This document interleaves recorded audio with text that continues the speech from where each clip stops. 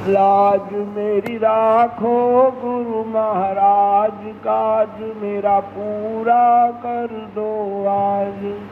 लाज मेरी राखो गुरु महाराज, काज मेरा पूरा कर दो आज। मैं दीन दुखी अवगुण हारा, अब शरण आपकी आया हूँ।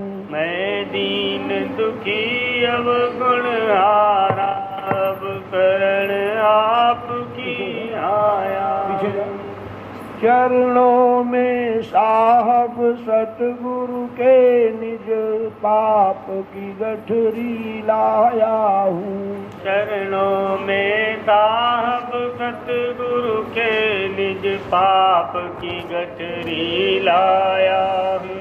तुम दुख भंजन अरुजन रंजन, अविनाशी पुरुष कहाते हो।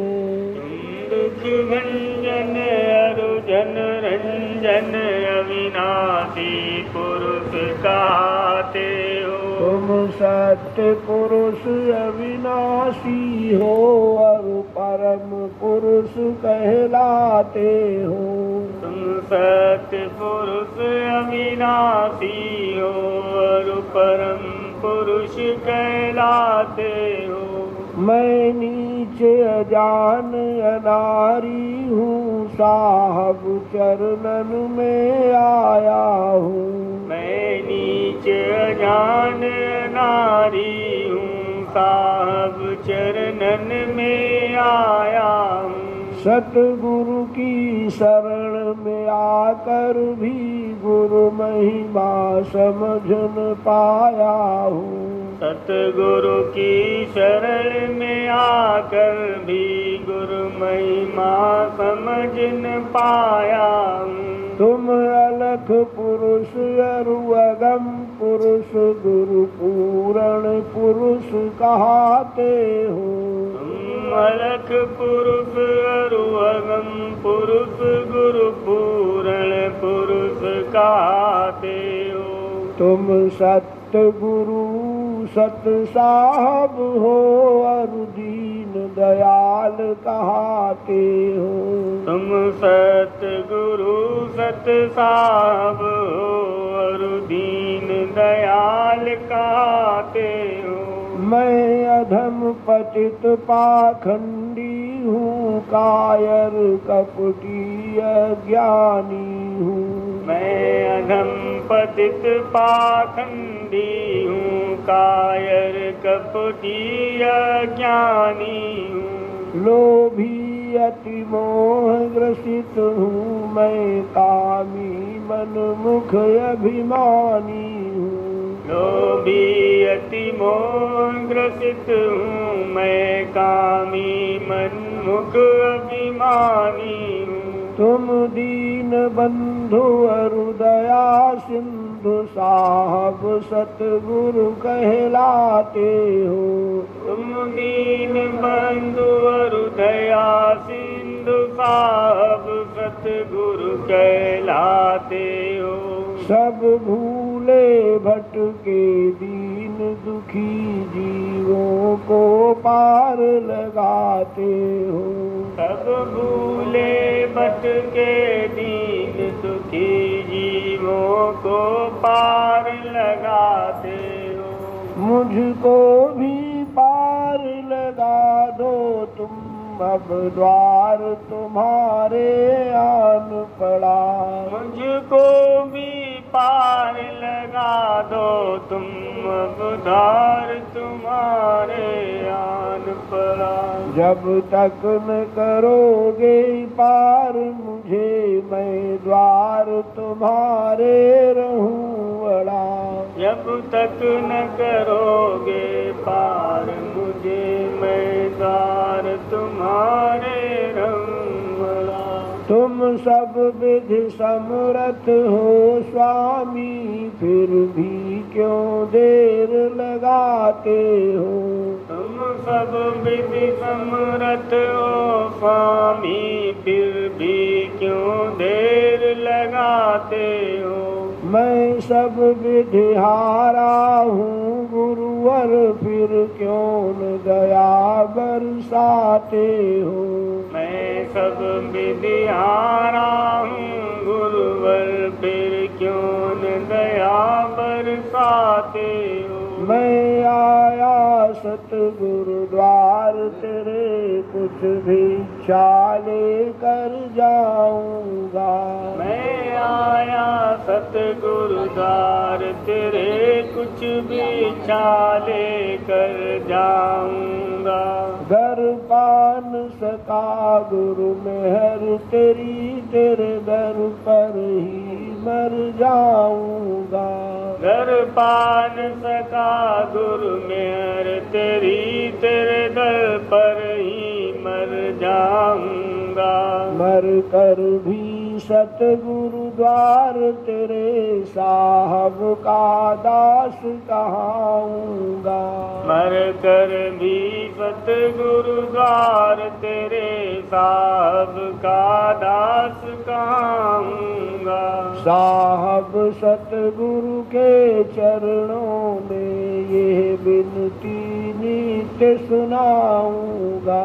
साहब सतगुरु के चरणों में ये बिनती नित्य सुनाऊंगा। मैं दीन दुखी अवगुण हारा अब शरण आपकी आया हूँ।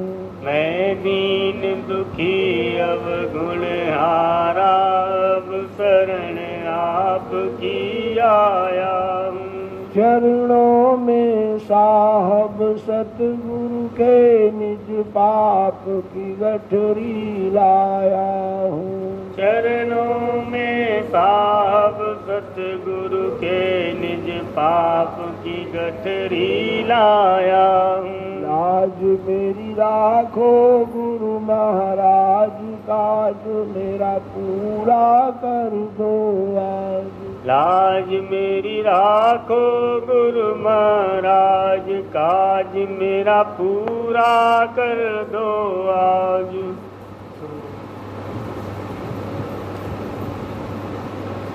सतगुरु और सत्संग उसी को प्यारे लगेंगे जो संसार में दुखी हैं, पर इसका कुछ नेम नहीं है। कोई संसार में दुखी भी हैं पर सत्संग की बिल्कुल चाह नहीं है। परमार्थियों की किस्म ही जुदी है।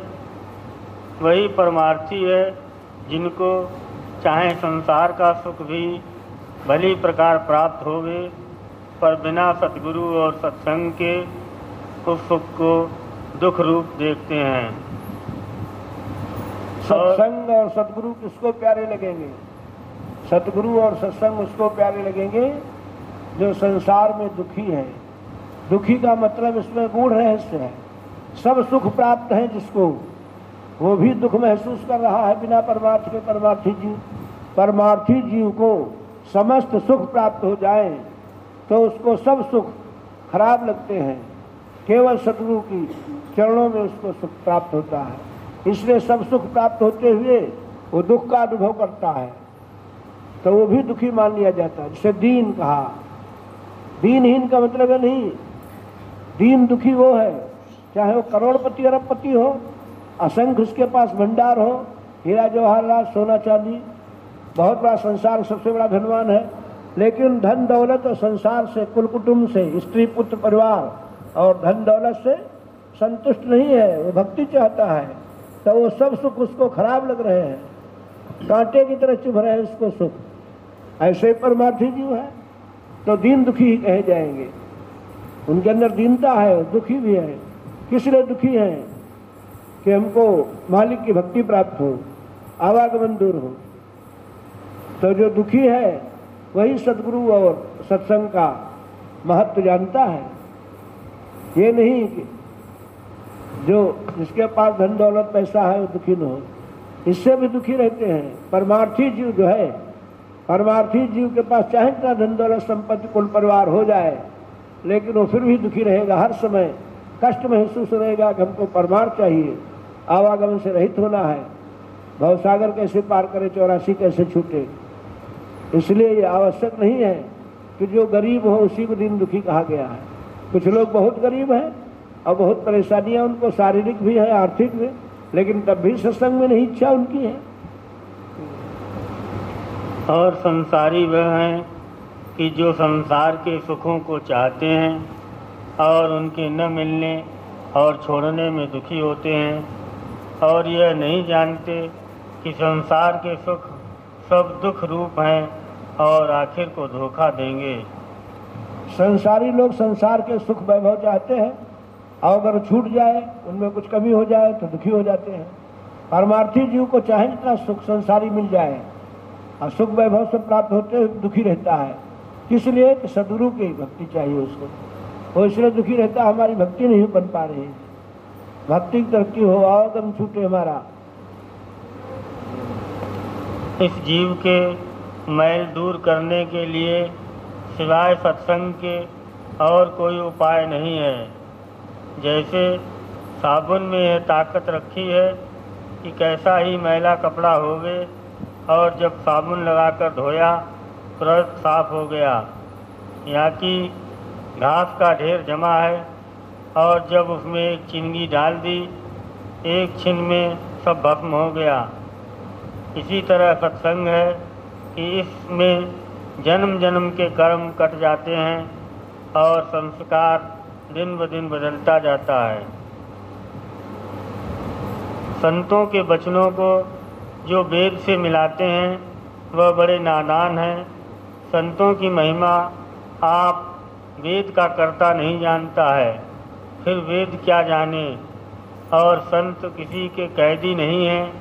जिस वक्त जो मसलहत और मुनासिब जानते हैं वही रास्ता जारी फरमाते हैं। जो मानेंगे उनको फ़ायदा होगा और जो नहीं मानेंगे वह अभागी रहेंगे।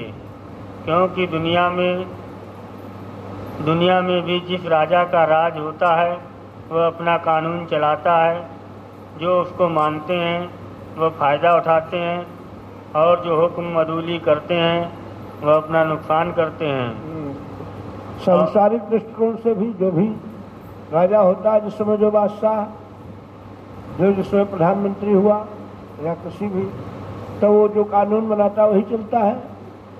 सांसारिक दृष्टिकोण से भी तो सतगुरु वक्त जो भी कानून बना दे, जो भी रास्ता बताए उसे चलना चाहिए। किताबों में लिखे हुए पुराने कानून से क्या मतलब। सतगुरु वक्त जो कहे वैसा करो। तभी तो कहा स्वामी जी महाराज ने, जो गुरु कहे करो तुम सोई, मन के कहे चलो मत कोई। ये भवे गोते लगवावे, सतगुरु से बेमुख करवावे। संत दयाल इस जीव को पुकार कर कहते हैं कि तू सत्पुरुष का पुत्र है, ऐसी करनी मत कर जो जम की चोट खानी पड़े। पर यह जीव नहीं मानता है और संतों के वचन की प्रतीत नहीं करता है। वही काम करता है कि जिससे जम की चोट खावे। संतों को इतनी ताकत है कि चाहें तो इसको ज़बरदस्ती मना सकते हैं और जम को भी हटा सकते हैं, पर वह अपनी दयालुता का अंग नहीं छोड़ते हैं। सिवाय वचन के और किसी तरह से जीव को नहीं ताड़ते हैं। जो बड़भागी हैं वह उनके वचन को मानते हैं और जो अभागी हैं वह नहीं मानते हैं। संतों का मतलब जीव को समझाने और बुझाने से यह है कि ये सब तरफ से हटकर एक सतगुरु को ऐसे पकड़े कि जैसे स्त्री पति को पकड़ती है कि फिर दूसरे से उसको गरज नहीं रहती। पर आजकल के गुरुओं का यह हाल है कि चेला तो कर लेते हैं और उसको उपदेश तीरथ व्रत और मूरत का करते हैं, अपनी पूजा नहीं बताते हैं। सबब इसका यह है कि ये लोग गुरुवाई के लायक नहीं हैं, उनको गुरु बनाना नहीं चाहिए। यह तो आप ही भरमे हुए हैं और औरों को भी भरमाते और भटकाते हैं। गुरु पदवी सिर्फ संतों की है और जीव का उद्धार जब होगा तब संत सतगुरु के द्वारे होगा। संसारी गुरुओं से उद्धार नहीं हो सकता है। ब्रह्मा विष्णु महादेव और ईश्वर जीव की 84 नहीं छुड़ा सकते, पर संत बचा सकते हैं। और संतों के सत्संग में वही जीव आवेगा जो संसार का डरा हुआ और तपा हुआ है, और किसी का काम नहीं जो संतों के सन्मुख ठहर जावे। जब संतों की महिमा इस तरह पर जीव के चित्त में समा जावे तो फिर पंडित और भेष के फंदे में नहीं फंसेगा, सिर्फ सतगुरु संत की तरफ श्रद्धा लावेगा और उन्हीं को पकड़ेगा। और यही चाहिए है कि जब तक संत सतगुरु पूरे न मिले तब तक उनका खोज करे जाए। जो उनके खोज में जीव की देह भी छूट जाए तो कुछ हर्ज नहीं है, क्योंकि फिर नरदेही मिलेगी और संत सतगुरु भी जरूर मिलेंगे, और फिर नरदेही मिलने का भरोसा नहीं है।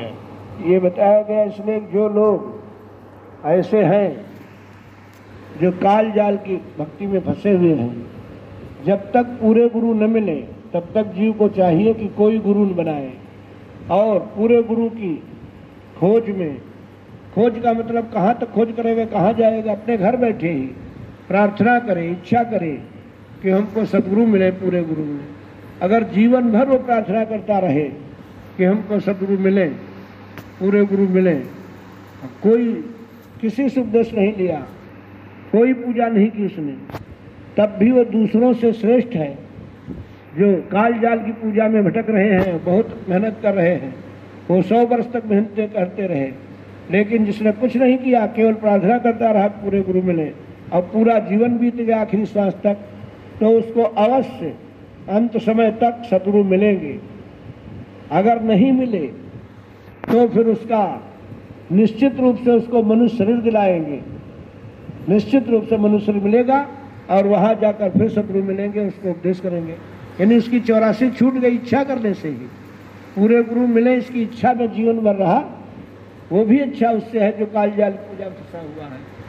तो समझना चाहिए कितना सरल मार्ग ये है कि अपने घर बैठे ही रोज प्रार्थना करें, सुबह शाम, हे सतगुरु मालिक जहाँ कहीं भी हो, आप हमको अपने चरणों में ले लें, हम आपको नहीं ढूंढ सकते, नहीं पहचान सकते। जीवन भर प्रार्थना करने पर भी अवश्य मिलेंगे। अगर नहीं मिल पाए या उस समय पृथ्वी पर नहीं हुए तो फिर जब भी दोबारा उसको मनुष्य शरीर दिलाएंगे, ये उनकी जिम्मेदारी है, क्योंकि उसने जीवन भर प्रार्थना की है, तो 84 में नहीं जा सकता वो जीव। कितना बड़ा फायदा है केवल इच्छा करने से। और जो लोग सतगुरु भक्ति कर रहे हैं सच्चे भाव से, तो वो कैसे जा सकते 84? उनके पास यमराज आ ही नहीं सकता है। गुरुमुख वही है जो सतगुरु के हुक्म में बरते, हुक्म से बाहर न होवे, और जब तक ऐसा अंग न होगा तब तक उस पद को भी नहीं पावेगा। यह बात मुश्किल है, पर जो कोई ऐसी होशियारी रखे कि जिसमें सतगुरु राजी होवे, वही काम करे। यानी जो सेवा भी करे तो उसमें रजामंदी सतगुरु की मुख्य रखे, और इतनी पहचान करता रहे कि मेरी सेवा सतगुरु को पसंद है या नहीं, या मेरी नाराज़गी का ख्याल करके कबूल कर रहे हैं।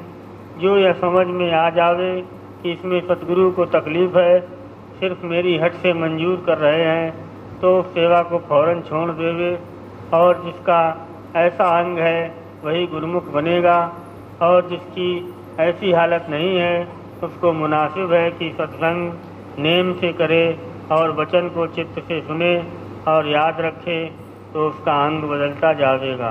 सेवा में मनमानी नहीं करनी चाहिए, ये भी एक काल का अंग है। कैसे कि जैसे किसी की सेवा नहीं सतगुरु कराना चाहते हैं और उसका मन देखकर ज़्यादा उसकी तीव्र इच्छा देखी तो आदेश दे दिया कि हाँ करो सेवा, उनकी इच्छा नहीं है तो मनमुखी हुआ, तुम्हारे मन की इच्छा देख के सेवा करवाने लगे। इसलिए सेवा में भी मन को हावी मत होने दो। जिस सेवा के लिए गुरु आदेश दे वही सेवा करनी चाहिए। जब उनको दूसरी सेवा का आदेश दे दे तो दूसरी करने लगो। कुछ सत्संगी देखा देखी करते हैं, जैसे जो एक सेवा करता है और उसी में दूसरा घुस जाता है, वही करने लगता है। और सतगुरु की मौज नहीं है, मालिक की मौज किसी की सेवा के लिए किसी के लिए आई तो उसको बता दिया गया सेवा करो, तो दूसरा क्या देखा देखी चाहता है वही सेवा करना। तो ये काल उसमें घुसपैठ करा, सेवा में भी घुसपैठ कराई।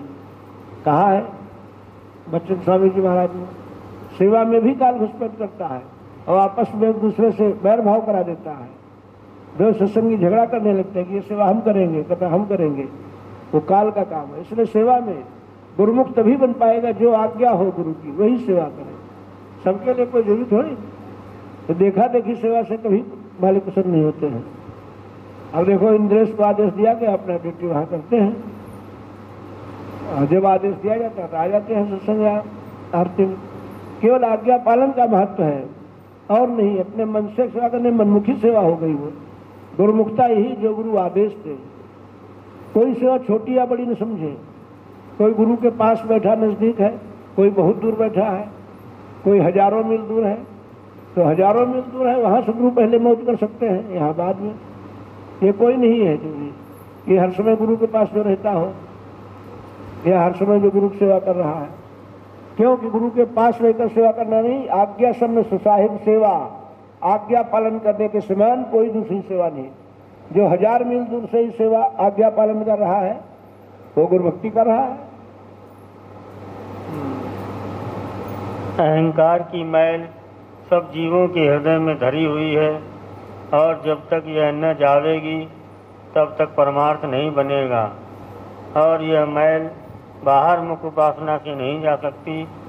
इस वास्ते लाजिम है कि अंतर्मुख उपासना की जावे, और इस उपासना का भेद सिवाय पूरे सतगुरु के और कोई नहीं दे सकता है। इस वास्ते हर एक जीव परमार्थी को मुनासिब है कि पहले अपने वक्त का पूरा सतगुरु खोजे और उनकी सेवा करे, तब काम पूरा बनेगा। इसके लिए आवश्यक अहंकार का मैल सब जीवों के अंदर है, जाएगा ही नहीं बिना सदगुरु के। ऐसा क्या काम? पहली बात यह है सदगुरु के मिलने की, पूरे गुरु मिलने की इच्छा हो उसकी कि हमको पूरे गुरु मिले। उसको खोज कहा गया। परमार्थी घाट पर आकर सदगुरु की खोज करे। परमार्थी के लक्षण बताए गए हैं।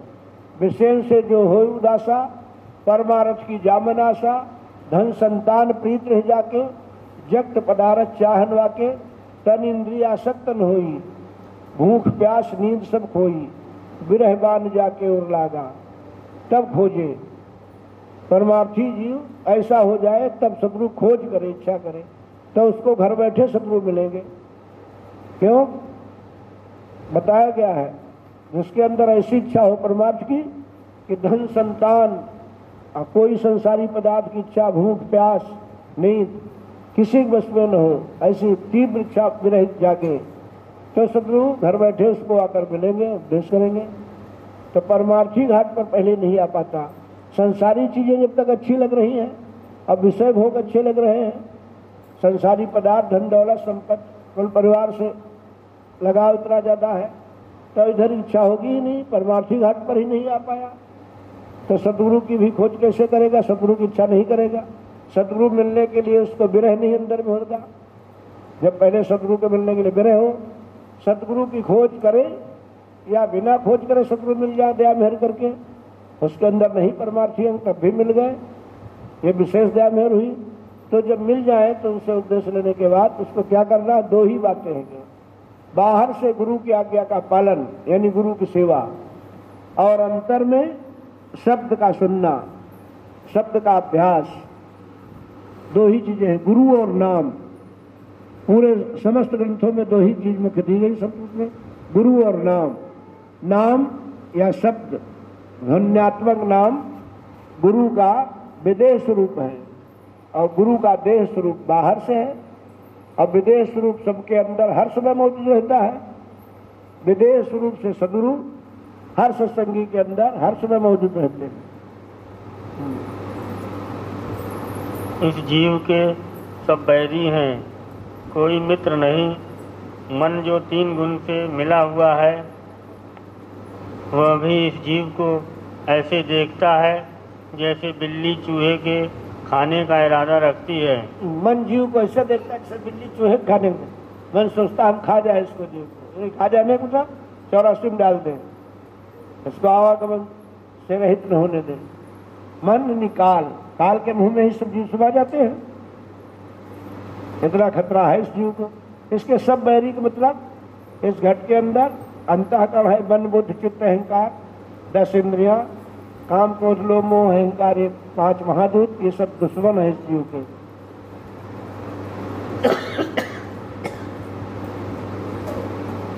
सिवाय इसके जो जीव काल के हैं और उसका हुक्म मानते हैं, यानी मन के कहने में चलते हैं, तो भी काल उनको दुख देता है। इसी तरह सब जीव दुखी रहते हैं। पर जो जीव सतगुरु के हैं, उनके ऊपर सतगुरु की दया है और काल भी उनसे डरता है और उनका सहायक रहता है। इस वास्ते सबको चाहिए कि सतगुरु भक्त की शरण लेवे, तो यहाँ भी और वहाँ भी उनका बचाव और रक्षा होगी।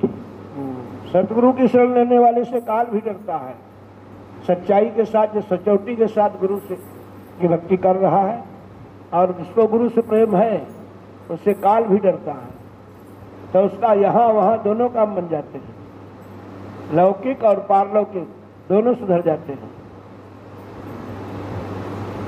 जब कोई शख्स 1000-2000 आदमी भर्ती करना चाहता है तो हजारों उम्मीदवार जमा होते हैं, पर उनमें से 150 काबिल पसंद निकलते हैं और बाकी दर्जे बदर्जे कम होते हैं और कोई बिल्कुल नालायक निकलते हैं। इसी तरह से जब संत सतगुरु सत्संग जारी फरमाते हैं तो बहुत से जीव अनेक तरह की वासना लेकर आते हैं। जो निर्मल वासना परमार्थ की रखते हैं, उनको सतगुरु छांट लेते हैं और बाकी को उम्मीदवार करते हैं। और जो भाग्यवान परमार्थ के हैं, वही संतों के सत्संग में ठहरते हैं, बाकी आप ही हट जाते हैं। उनसे वहाँ की झटक नहीं सही जाती, क्योंकि सच्ची और निर्मल चाह परमार्थ की नहीं रखते हैं। इस वास्ते संत भी उन पर जोर नहीं करते हैं, आइंदा के वास्ते दया करते हैं। ये तरीका है कि जो कोई भी पूरे गुरु संसद सामने आता है, सबको उपदेश कर देते हैं, बाद में उसमें छटनी होने लगती है, क्योंकि बहुत से लोग आते हैं तमाम प्रकार की इच्छाएं लेकर, वासनाएं लेकर, और जिसकी निर्मल अंतःकरण है इस प्रकार का कि हम केवल भक्ति चाहते हैं, सांसारिक चीज चाहे लेकर नहीं आता, केवल भक्ति के लिए आता है, वही ठहर पाता है। तो इसमें लौकिक ममता है। जैसे कोई 100 जगह निकली तो 100 जगह के लिए 1 लाख लोगों ने फॉर्म भर दिया, परीक्षा दी, उसमें कुछ पास हुए, फिर इंटरव्यू हुआ, फिर आखिरी में जितनी जगह उतना ले लिए गए।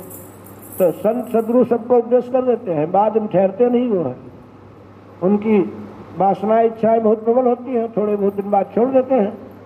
और जिनकी सच्ची परमार्थी चाह होती है, केवल परमार्थ के लिए आते हैं, हमको गुरुभक्ति चाहिए, कोई संसारी इच्छा नहीं, वो ठहर पाते हैं। और जो संसारी चाह लेकर आकर तो वो गुरु की ताड़ मार फटकार को बर्दाश्त ही नहीं कर पाएंगे और यहाँ नहीं ठहरेंगे संतोष में। हजारों ब्रह्मा, हजारों गोरख, हजारों नाथ और हजारों पैगंबर तृष्णा की अग्नि में जल रहे हैं, क्योंकि उनको सतगुरु नहीं मिले। और अगर कोई यह सवाल करे कि जब ऐसे बड़े बड़ों का सतगुरु की पहचान नहीं हुई तो फिर जीव कैसे पहचान सकता है, उसका जवाब यह है कि यह सब अपने अपने अहंकार में रहे, इनको सतगुरु पर निश्चय नहीं आया और इसी सबब से सतगुरु ने आपको इन पर प्रकट नहीं किया, क्योंकि ये रचना के काम के अधिकारी थे और उनसे यही काम लेना मंजूर था। अगर उनको सतगुरु पर निश्चय आ जाता तो फिर इनसे रचना का काम नहीं हो सकता और दुनिया का बिल्कुल बिगाड़ना भी मंजूर नहीं है। जो जीव की संसारी हैं, उनके वास्ते ये लोग पैदा किए गए हैं कि उनकी संभाल करें। उनके लिए सतगुरु का उपदेश नहीं है और न वह सतगुरु के उपदेश को मानेंगे और न सतगुरु का भाव उनके चित्त में समावेगा। अब सतगुरु पुकार कर कहते हैं कि जब ऐसे बड़े बड़े जिनका निश्चय हजारों जीव बांधे हुए हैं 84 के चक्कर और नरक की आग से न बचे तो फिर जीव कैसे बचेंगे। पर इस वचन की प्रतीत वही जीव लावेंगे जिनका भाग परमार्थ का है और 84 से छुटकारा होने वाला है, यानी जिनको सच्ची और निर्मल चाह सच्चे मालिक से मिलने की है और जिनकी संसारी वासना अनेक तरह की धसी हुई हैं, वह सतगुरु के वचन की प्रतीत नहीं कर सकते।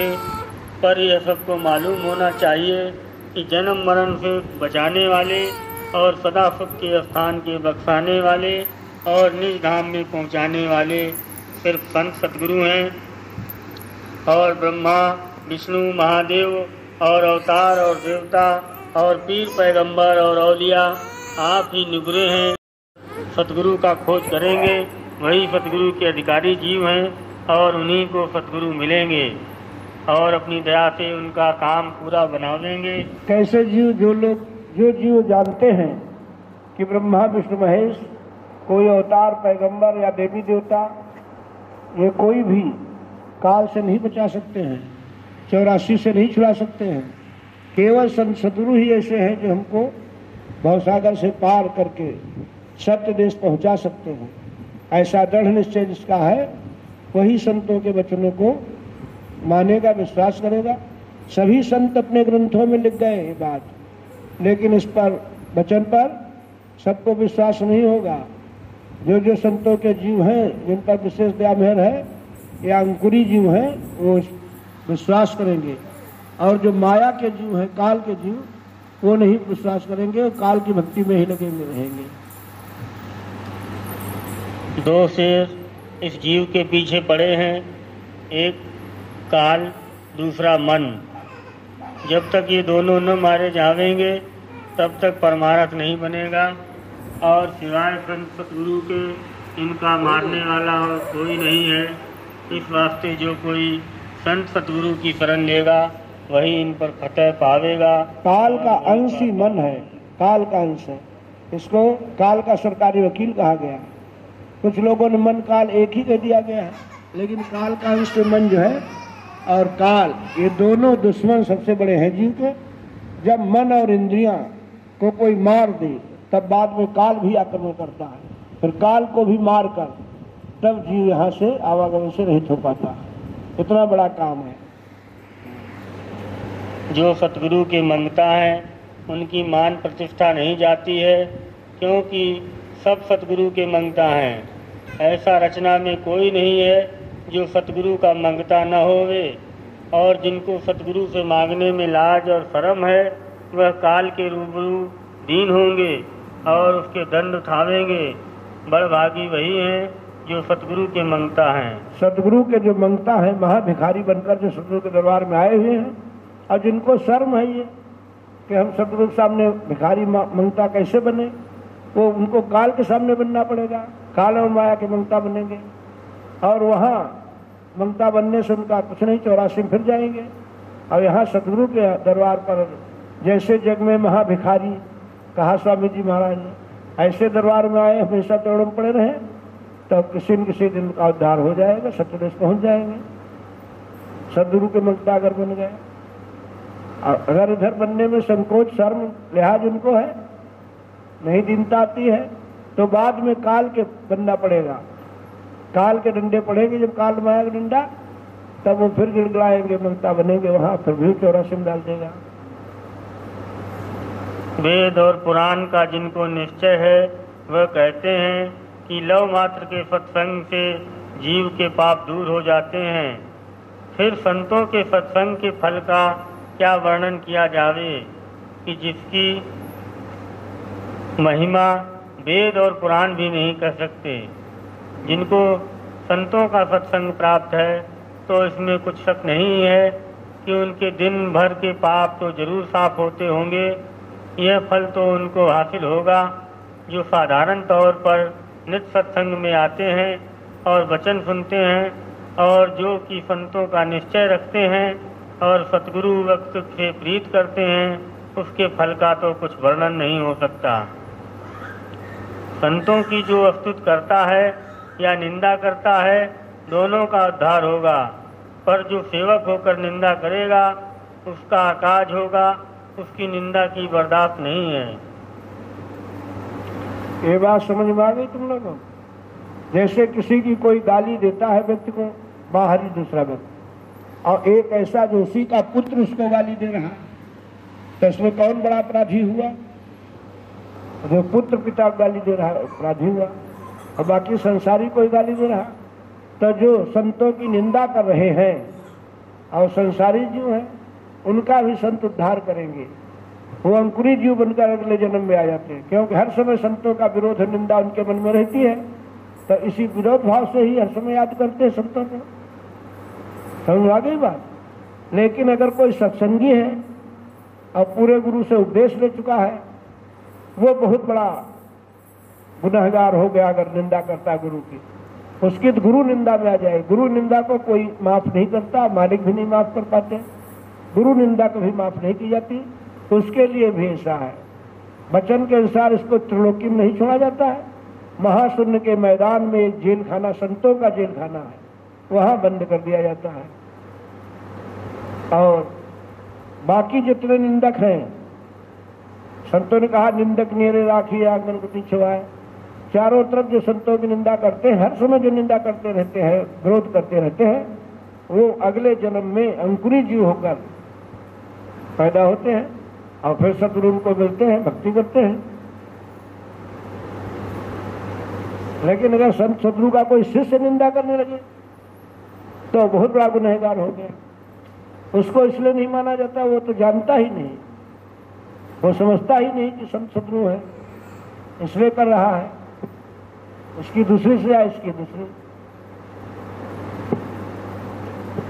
फायदा अंतर के सुनने और मानने से होता है। बाहर के कहने और सुनने वालों के वचन में असर नहीं होता, क्योंकि बहुत से पंडित और भेष पोथियां पढ़ाते और सुनाते हैं, पर जरा भी असर उनके दिल में नहीं दिखता।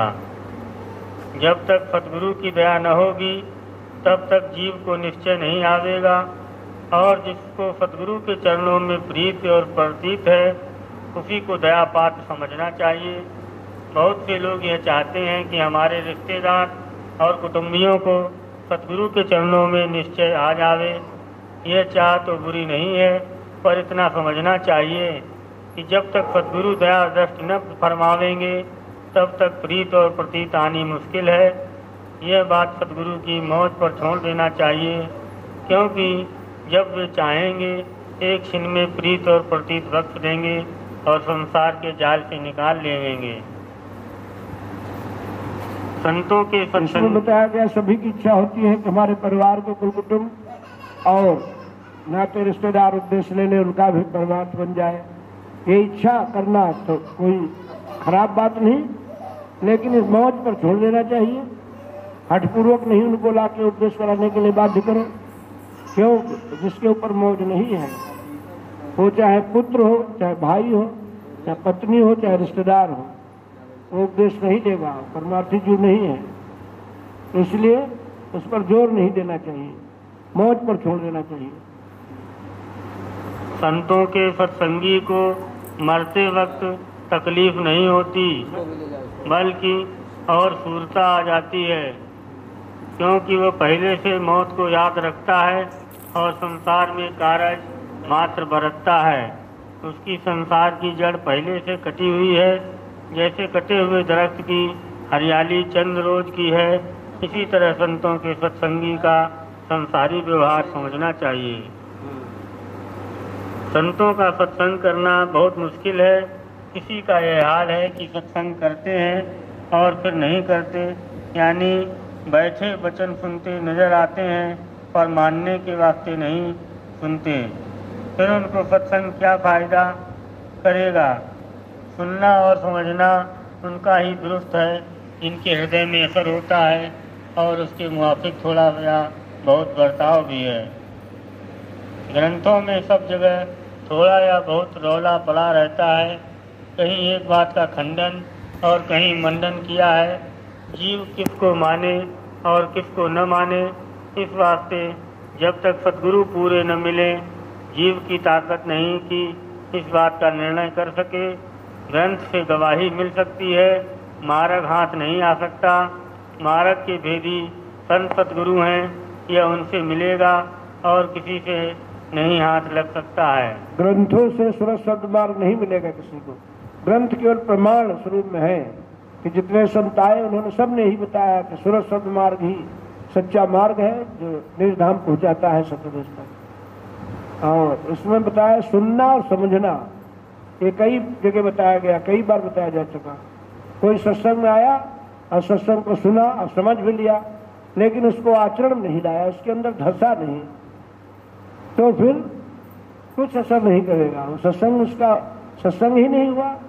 सत्संग में कहाँ रहा वो अपनी मनमानी कर रहा। सत्संग में आ गया और सत्संग में बताया गया कि देखो ऐसा है, तंबाकू की पुड़िया न खाओ, सुन लिया, रोज खा रहा है, शराब पी रहा है रोज।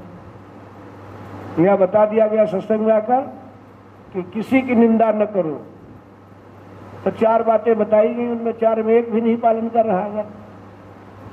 सत्संग से उठ के गया, फिर निंदा करना, दिन भर निंदा करता है एक दूसरे की, सत्संगियों को, गैर सत्संग में, और कोई चर्चा ही नहीं कर रहा।